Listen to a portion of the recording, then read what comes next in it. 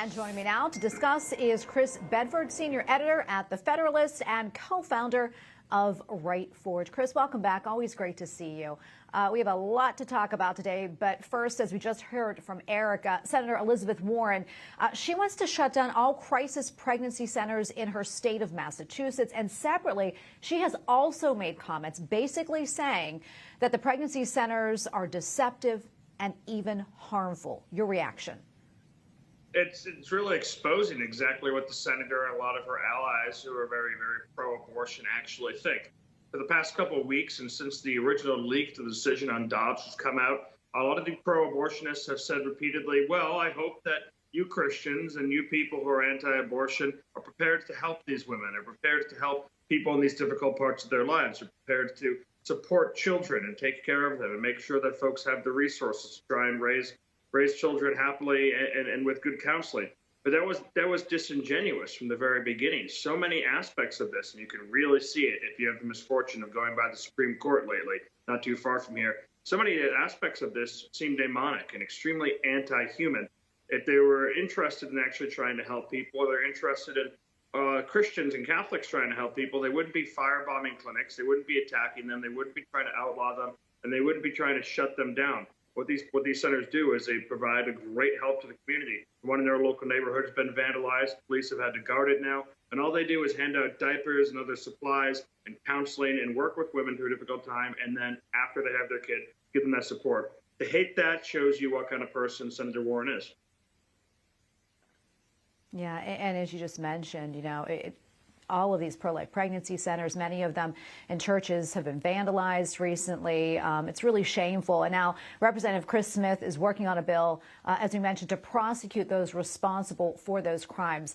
Chris, I want to get your thoughts on that. And what else, if anything, do you think needs to be done? I mean, do you think between this bill and the FBI, do you think people will be held accountable?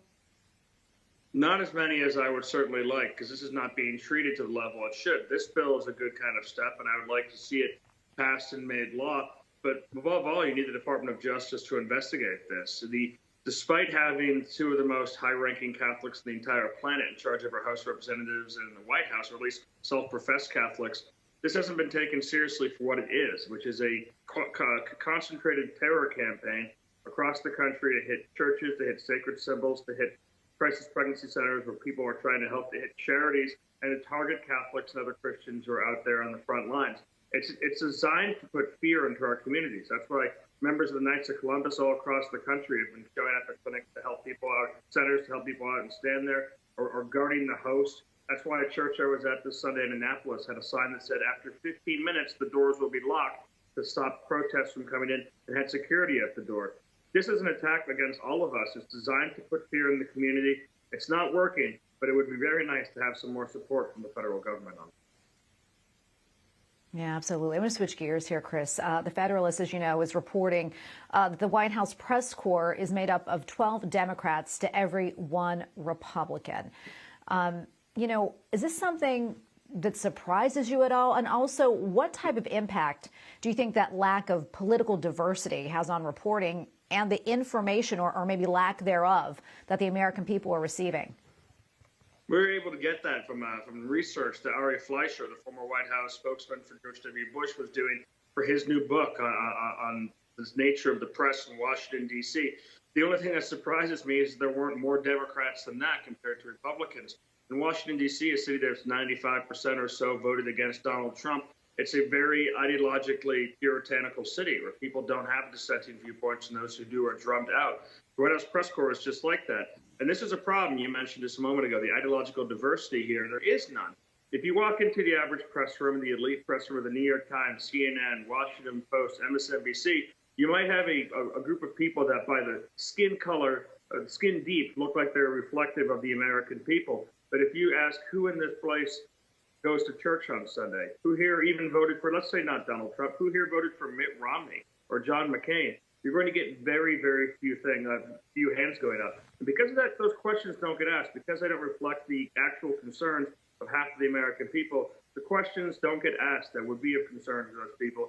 Because of that, this media, because of this lack of ideological diversity, fails to serve the American people the way they should. And that's reflected in the poll numbers of how the American people look at them now. Yeah, Chris, so much going on right now. A lot I'd love to talk about. We're running out of time. Before I let you go, though, I'm curious, what else are you following? I'm going to be following some of the local races and some of the way that the law and order is playing out right now. Mitch McConnell has made it clear in the last week or so that he plans to move away from some of the cultural issues that we've just been talking about tonight that are going on in our country. But I don't think the country is going to let him move away from that. I think those are some of the driving factors that are going on right now in our world. And those are what I'll be following going into this November election for how long, the longevity that they're going to have in our political scene. Oh, Chris, always great to get your insights. Thanks so much. Thank you.